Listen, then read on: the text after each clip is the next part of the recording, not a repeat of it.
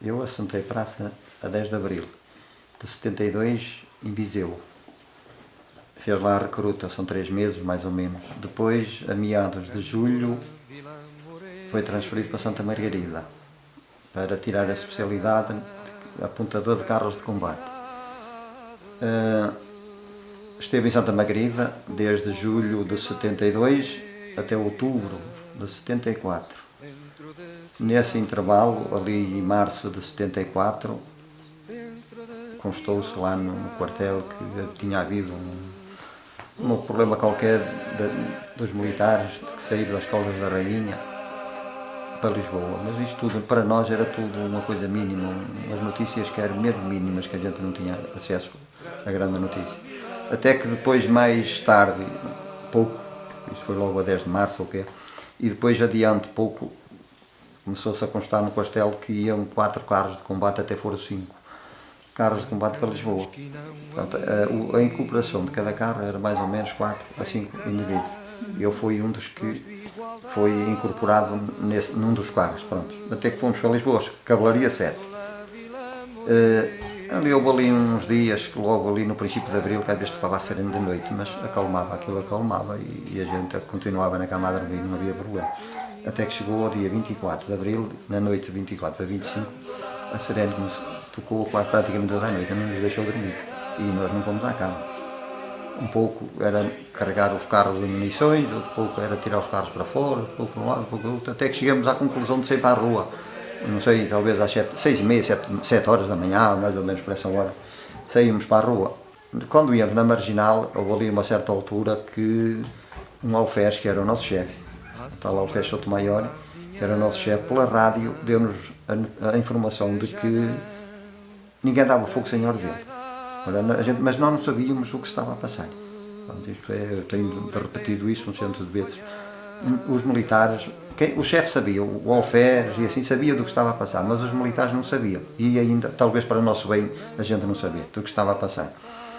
E ele então deu-nos essa notícia, que ninguém dava fogo sem ordem dele. Então, pronto, ninguém dá fogo, acabou. Chegamos lá ao Terreiro do Paço e então demos com outros carros na nossa frente, que eram os de Santarém, chamados Salgueiro Meia. Aquilo, pronto, gerou-se, houve ali uma altura de confusão, um bocado de confusão, até que eu me apercebi, isto talvez pelas 10 horas da manhã, depois, do alferes ser preso. A PM, a Polícia Militar, levou o alferes preso. E depois é que eu fiquei a saber que o brigadeiro que também foi o brigadeiro que lhe deu ordens de prisão. O certo é que, quando eu vi o alferes a ser preso, eu disse, ora bem, agora estamos perdidos. O alferes foi preso, nós ficamos sem comandante e agora? Vamos ter calma. E assim foi. Tivemos por ali dentro do carro, que a gente não saiu do carro, sempre dentro do carro. Até que cheguei à conclusão de me aperceber que o brigadeiro subiu o carro, estava a subir o meu carro para cima. E então bem direito a mim. E me diz, nosso carro, você sabe trabalhar com isso? E eu disse, meu brigadeiro. Eu fui improvisado à última da hora, tentei disfarçar o caso porque eu sabia bem trabalhar, era o soldado mais profissional que lá estava, que era o mais antigo também. E então eu tentei disfarçar o brigadeiro e tal, eu fui improvisado à última da hora, não sei o que mais, e então, mas ele apercebeu-se que eu estava na moina e pus a ripa da pistola e me diz, vou dar fogo ou meto um tiro na cabeça. E eu aí disse, pronto, eu vou ver aquilo que posso fazer. E meti-me dentro do carro, fichei o carro é blindado, tem uma tampa blindada que trinca por dentro também, e disse para os condutores que estavam lá à frente, fechei a vossa porta também e deixámos-nos estar aqui. E assim foi, mas eu ainda rodei a torre, ainda cheguei a rodar a torre e tínhamos dentro de um carro um binóculos, que era um género de binóculos, mas não é binóculos, é um periscópio que a gente vê tudo ao nosso redor. Nós rodámos aquilo conseguimos ver ao nosso redor o que é que existe. E então eu vi ao longe os barcos, que era o Santa Maria, o Veracruz, não sei o que mais, a carregar gente, com as passadeiras cheias de gente. Eu disse, meu Deus, eu se dou fogo, destruo isto tudo por aí fora. Não vale a pena. E mesmo eu via os meus colegas na minha frente, meus colegas, que um deles dos nossos, já tinha passado para o lado de Santarém. E é claro, no meio disto, nós tínhamos uma arma que os próprios de Santarém o dizem, que se nós disparássemos, eles não tinham qualquer hipótese. Aquilo era como os mosquitos no ar. E nós sabemos, as armas que tínhamos de ter cuidado. Eu, como sabia a arma que tinha, sabia os estragos que ia fazer, Então, optei por não mexer mais. Parei a torre do carro e deixei-me estar ali. E disse para os meus colegas, deixámos-nos estar aqui, porque o brigadeiro, se andar por aí, pode andar, pode amarrar e que ele quiser, que não entra dentro. E não entrava. Tivemos uma hora e tal, assim, fechados dentro do carro. A qualquer hora, por o periscópio, então a gente verificou que estava tudo calmo ao nosso redor e então abrimos a porta do carro, saímos para fora e estava tudo calmo. A partir daí, depois alguém nos deu ordens, que eu não sei quem foi, não sei quem era nem quem não era, para a gente, depois ainda andemos ali pelas 2h30 ou 3 horas da tarde, ainda andemos lá para umas ruas de Lisboa, lá para um lado e para o outro, com os carros, a estragar aquilo tudo, que aquilo, o carro já era de largatas, mas era de ferro. Aquilo passava, que era nos trilhos do metro, que era na estrada, aquilo limpava tudo, desfazia tudo. Cheguei ao quartel e eu contei a história, que o brigadeiro, estava lá um capitão, estava o Alfés, estava um Forriel, e disseram-me, Costa, a gente vai fazer uma petição, vai escrever para te dar um louvor. E eu disse lá ao meu capitão, nem penso numa coisa dessas, eu quero o meu número riscado, o meu nome, quero riscado disto, não quero que o meu nome apareça em lado nenhum. Porque eu sabia, assim como eles também sabiam, que era o regime antes de 25 de Abril. E por acaso correu tudo bem, porque se não corresse tudo bem, eu tinha 2 caminhos a seguir, ou ia para o Limoeiro e não via mais sol, ou ia para o Ultramar, 2, 3, 4 anos de castigo e podia para lá ficar. Pronto, se o regime tivesse voltado. Exato, por isso é que eu pedi para que o meu nome não existisse, daí se é difícil agora eles me encontrarem, porque se o meu nome ficasse lá bem escascarado, não é, com louvor e tudo, era muito mais fácil de me encontrar. No dia 25 de Abril, porque era feriado, a gente estava em casa e eu lembrava-me da passagem, não é? E às vezes falava em casa, com a família, com os meus irmãos, isto e aquilo. Tirando isso, o 25 de Abril para mim, fora daí não... Mas foi marcante porque talvez tenha sido a última vez, foi a única vez na vida que foi ameaçado. Sim, sem dúvida nenhuma. E eu senti medo naquela altura, quando o brigadeiro me ameaçou, eu era capaz de se metesse uma faca no deitar uma gota de sangue. Eu fiquei... Mas era um brigadeiro do vosso regime. Exato, era o comandante das Forças Armadas anteriores. Depois soube que ele era o segundo comandante das Forças Militares. Ainda pior. Portanto, não houve feridos, não houve Exato. mortes Sim, nesta não, revolução, mas se calhar se tivesse obedecido àquela ordem... Exato, mas eu preferia, morria só eu, se ele desse um tiro, só morria eu.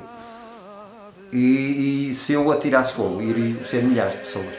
Foi isso que me fez eu não disparar. E os colegas que estavam a conduzir também não... Os próprios colegas que estavam de frente a mim, agora sei, na Maré não sei, mas agora sei, porque nós estivemos todos no dia 25 de março em Lisboa, foi quando foi o lançamento livre em Lisboa, e tive pelo menos 2 que estavam nas viaturas de Santarém, que me vieram dar um abraço, disseram-me, pedir-me se me deixava dar, se podia dar um abraço. Eu disse, pode dar 1 ou 2 abraços, pode estar à vontade. Ele é que você já me deu 40 anos de vida. Eles, quando me viram a manejar a torre, disseram uns para os outros, já vamos para a maneta toda, porque eles sabiam perfeitamente aquilo que a gente tinha na mão. O que sentiu com essas palavras?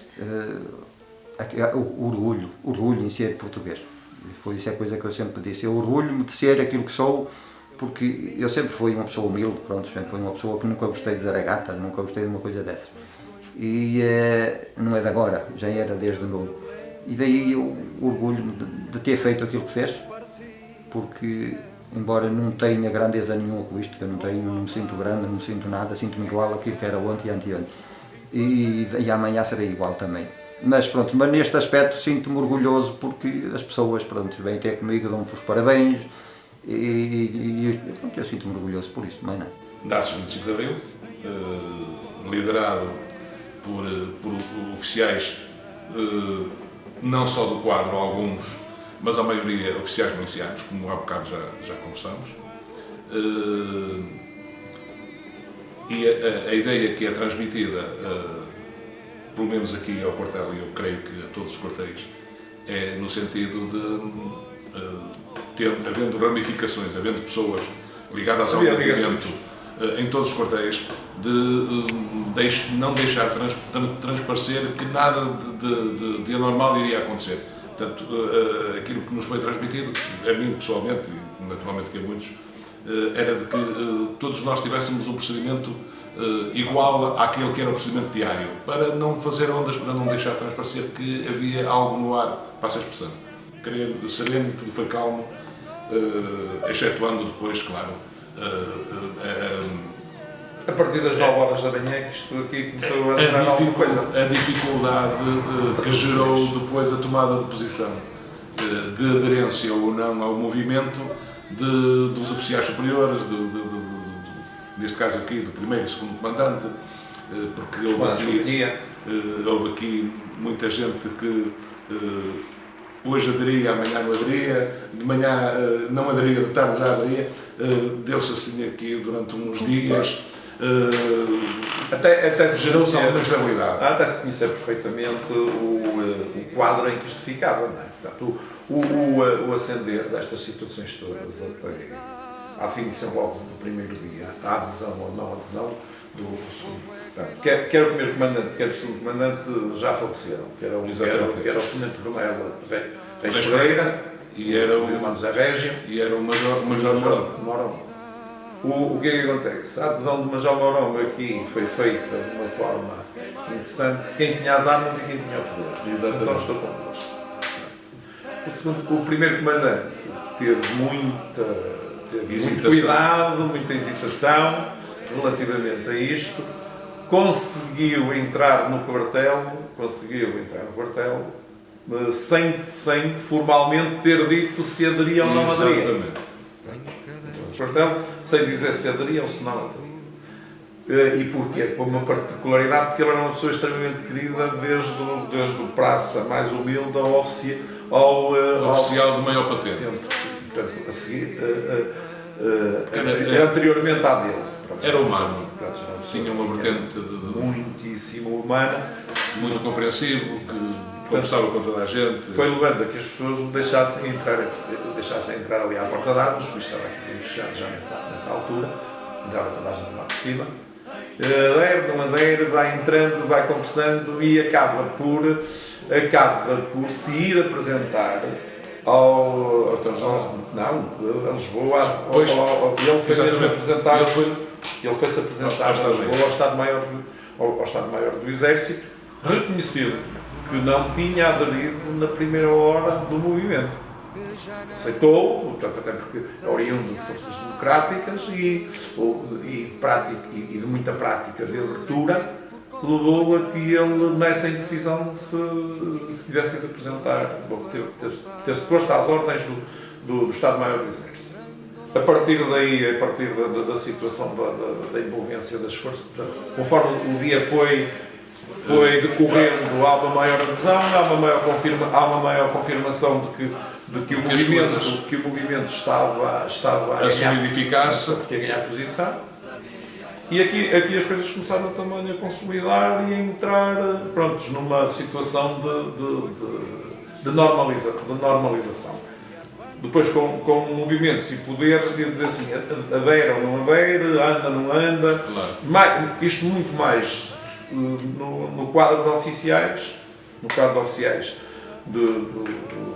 do quadro.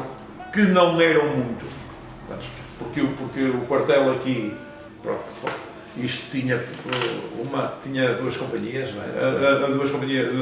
Tinha uma companhia de instrução e tinha a companhia de formação. Exatamente. E portanto este quadro não implicava um número muito elevado de quadros. De quadro. O Capitão Cordas, que era médico e ainda cá está, vive em Vila de Conde. Exatamente. Está aposentado, mas ainda exerce. E o Tenente Pinho eram dois milicianos. Eu acho que a partir do momento em que em Lisboa as coisas se consolidaram muito rápidas, isso já nunca mais houve a ideia de que iria haver processo. Dá-se 25 de Abril e, portanto, depois há as grandes movimentações. Do 1º de Maio, logo seguinte, que é um arrasar de gente que nunca mais se voltou a ver. Exatamente. E isto foi ganhando foi ganhando músculo e a partir daí acho que era mais o resolver daquilo que nós tínhamos nos colónios. Exatamente. Depois aí foi um processo de tal maneira galopante de tudo isto que veio a acontecer que levou a que para o ultramar. Aliás, das coisas que mais me marcaram nessa altura, tu também tens memória disso, também participaste, tal como eu e como a maioria, foram as chamadas as campanhas de dinamização cultural, em que nós nos deslocávamos a aldeias e vilas aqui à volta, aldeias, vilas e cidades. Íamos nos caminhões do exército e quando chegávamos a qualquer lado nós não conseguíamos pôr os pés no chão. Éramos recebidos de tal maneira, eu estou a dizer isto e estou todo arrepiado, éramos recebidos de tal maneira, com um entusiasmo, com uma crença tal por parte da população, que era uma coisa impressionante. Era uma coisa...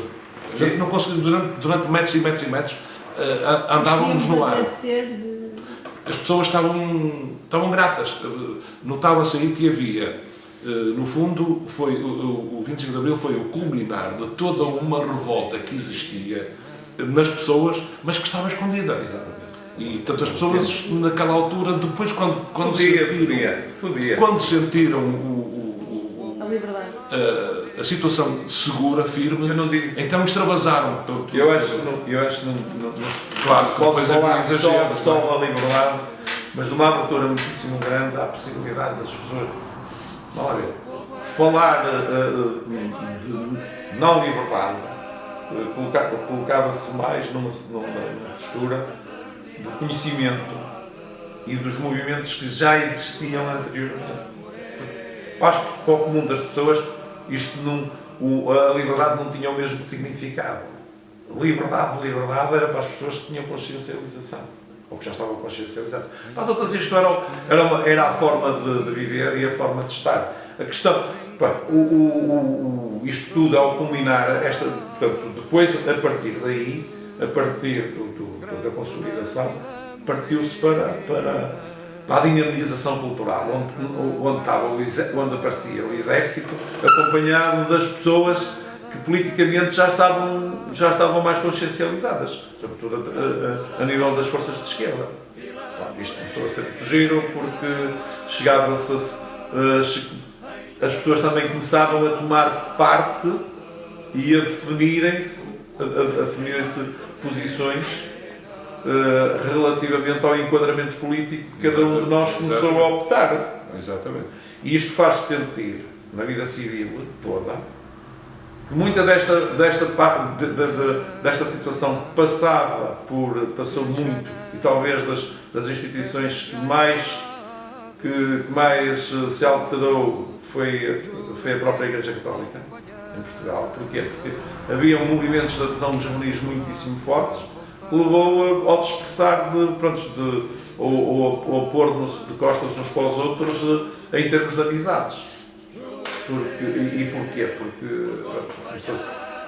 com as aderências a partidos, ou com a formação e o aparecimento de partidos, quer de direita, quer de centro, porque as células embrionárias daquilo que depois permitiria o Partido Socialista e o aparecer da clandestinidade do Partido Comunista já estavam perfeitamente formados. Liberdade, digo, na minha perspectiva e daquilo que eu vivi e daquilo que sabia, fez sobretudo para essa gente oriunda dessa parte. Para os outros, isto era um mundo novo. Tendo como base a celebração de 40 anos do 25 de Abril, eu costumo dizer que uma revolução como a nossa e como outra qualquer não se faz em 40 anos. Ou melhor, não se consolida na totalidade em 40 anos. Na minha opinião, é necessária toda uma geração para consolidar aquilo que eram os objetivos da Revolução de 25 de Abril. É evidente que o nosso dia-a-dia melhorou substancialmente a todos os níveis, indiscutivelmente. E eu hoje vejo com imensa satisfação cada vez maior envolvimento da camada jovem, da juventude, na casa dos 20, 30 anos, e um maior conhecimento, um conhecimento mais profundo, mais correto daquilo que foi o 25 de Abril, de quais os objetivos que presidiram ao 25 de Abril e daquilo que é necessário fazer. Começa a haver uma consciência que, de algum modo, em determinado tipo de circunstâncias, não existiu durante estes anos. Porque, como disse o Alberto, e bem, houve imensas situações de defesa intransigente de convicções ideológicas que levaram a posições antagónicas que nunca são benéficas, não é? Quer a nível pessoal, quer a nível familiar e, fundamentalmente, a nível de país, a nível de centros de decisão. Dá uma sensação que estamos a caminhar para um período mais profícuo nesse aspecto, porque começa a haver uma maior consciência, começa a haver uma maior consciencialização e, portanto, e lá está, entroncamos no mesmo ponto de início. É preciso mais tempo para consolidar aquilo que se iniciou há 40 anos. Esta é a minha opinião e espero que esteja correto. 25 de Abril, 40 anos depois, já passamos por muitas situações. Penso que estaremos a passar neste momento uma situação, talvez a situação mais complicada depois do 25 de Abril. Sim. Estamos a passar. Conscientemente as pessoas têm que ter a noção de que o tempo que nós estamos a viver não tem paralelo em tempo algum no que mediam estes 40 anos. Há situações extremamente complicadas, estamos a viver um período extremamente difícil a nível económico, que se traduz depois também em grandes problemas a níveis sociais. Compreendo perfeitamente aquilo que é tomada de posição por parte de algumas pessoas que lideraram o processo do 25 de Abril, mas que também terão que ter consciência, terão que ter uma consciência maior relativamente à situação que estamos a viver. Obrigatoriamente nós temos que extrapolar. Se naquela altura em que se fez o 25 de Abril as coisas estariam mais ou menos consolidadas na Europa, porque atrás de nós veio a Espanha também, neste momento nós estamos a viver uma crise profunda interna, mas que decorre da crise a parte indiscutível da Europa. E é preciso ver que depois, nestes anos todos, o que aconteceu relativamente ao leste europeu, tudo isto que veio trazer em termos de mudanças das situações que nós estamos a viver. Hoje, e partilho daquilo que o Carvalho diz, as pessoas têm obrigatoriamente de ter uma maior consciencialização e a noção dos tempos que nós estamos a viver. Exatamente. Esperemos, para o bem de todos, e com muita convicção, porque se foi feito 25 de Abril há 40 anos era para que estas coisas pudessem ser... não acontecer. Não acontecer.